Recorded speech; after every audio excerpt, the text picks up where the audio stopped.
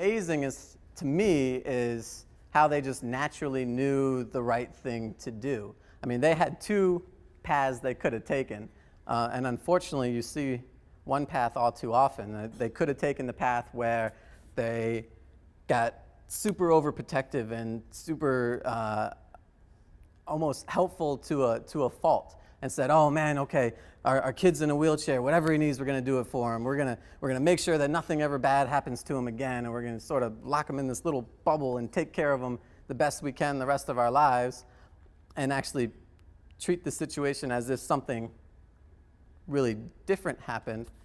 Or they could take another path and say, "Okay, you know, our child can't walk anymore, but what can he do?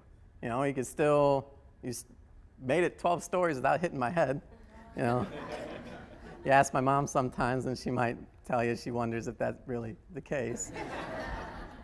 But so I didn't have any injuries to my head. I didn't have any injuries to my arms. I was still, other than the fact that I couldn't walk, I was still completely healthy. And so they chose just naturally to focus on that and to say, "All right, well, you know, we'll put you in a wheelchair. We'll treat you just like we would have otherwise, and you're going to live, you know, you're going to live your life just like anyone else's, any other kid." And one of my favorite stories to illustrate that point was when I was a kid, when I was young, I swam at a very early age. I was swimming by the time I was 3 years old, just a little fish going in the water. But after my accident, that was the one thing that I was horrified to do. I mean, you'd think I fell out of a high window, I'd be scared of heights, but now that heights didn't bother me at all. I didn't like swimming. I don't know why. It's maybe because when you're a kid, most of your swimming comes from your legs, and I couldn't do that anymore. But I hated it, and it frustrated my mom to no end. You know, she would take me to the pool, and she was bound and determined for me to be swimming again, and I would cry and put up a fit and just did not want to do it. And so one day, my mom got completely frustrated, and I can't imagine what the other people at the pool thought, but she came over to me, she picked me up. So here's this woman picking up this child out of a wheelchair, brings me up to the side of the pool, and just drops me in. But, you know, I swam. And that, as I'm crying and telling her I can't do it, I'm doing it, you know. And that was really how my parents treated the whole situation. It was amazing. They sort of instilled in me to focus on what you still can do. Because all of us have, you know, all of us struggle with one thing or another, and if you focus on that too much, you're never going to get anywhere. But if you focus on what you still can do, and maybe adapt a little bit and get around that situation, then it all works out for the better. And they got me involved in different wheelchair sports. As from, you know, a couple years after my accident, they drove me every weekend. They drove me up to Baltimore, Maryland, to a junior wheelchair sports team in Baltimore. It was an hour and a half away from our house. And every Saturday they would drive me up, and that's why I got involved for the first time in basketball and wheelchair racing, and I threw field and I shot archery and I did all kinds of different sports. And that's really what triggered my love for competition and my love for racing. And that bug sort of molded how the rest of my life would go. As I went through high school, I started realizing that, hey, you know, I'm actually pretty good at some of these sports that I was doing. And I started playing on different teams that were traveling nationally. And when I was a freshman in high school, I actually got to go to Australia and represent the US at a competition in Australia for a 19 and under competition. And it just sort of opened up all these doors for me.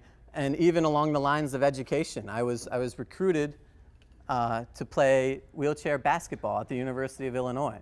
So I had a partial scholarship to go to college, and which was amazing. I mean, that's something that everyone wants. And so I got to go to the University of Illinois, and from there it just kind of took off to another level. I finally had very high level, very consistent coaching, and I made my first U.S. wheelchair racing team my sophomore year of college, and got to start traveling the world. I was in the Athens Paralympic Games in 2004. Yeah, we can try. We're going to try the video one more time. I was in the Athens Paralympic Games in 2004, where I got to win a couple of medals. And then I was in Beijing in 2008. And I won a gold and silver in Beijing. And now in this past October, I was actually the first member of the U.S. track and field team named to the team.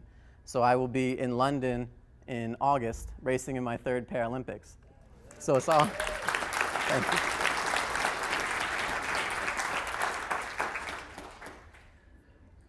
So see if we get this video one more time.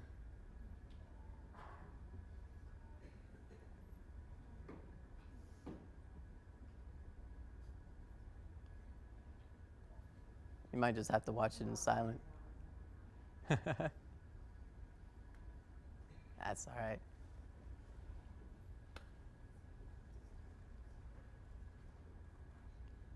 I'll let you watch one more time. As you can see, so I'm in lane 4 there, if you count from your right side of the screen. I don't really get off to a great start, but fortunately it's not the start that matters.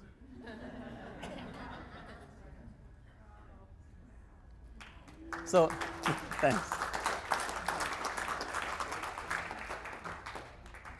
So I've had all these amazing opportunities, despite this, what some people would call a tragic accident when I was a little kid. But if you think back to that, I think about how my life would be if I was living somewhere where I didn't have access to a wheelchair at that point in time. You know, this wouldn't have even been a blip in my mind. I mean, racing in the Paralympic Games, that thought wouldn't have even existed in my head. I mean, if I had to go back in time and do it all over again without a wheelchair, I'm not sure how often I would have left my room or my house, let alone thinking about competing against other people in athletics. I mean, going to school would have been something that probably wouldn't have happened, let alone getting a scholarship to a national or a state university. I mean, I can't even begin to imagine what it would be like to need a wheelchair to get from point A to point B and not having access to that wheelchair. But I can imagine how amazing a feeling it is once a person in that situation is given a wheelchair and finally given that opportunity to move themselves and to live their lives how they want to live them. So I want to thank all of you on behalf of Free Wheelchair Mission for being here and for supporting this cause and for helping people find the opportunity to live. Thank you.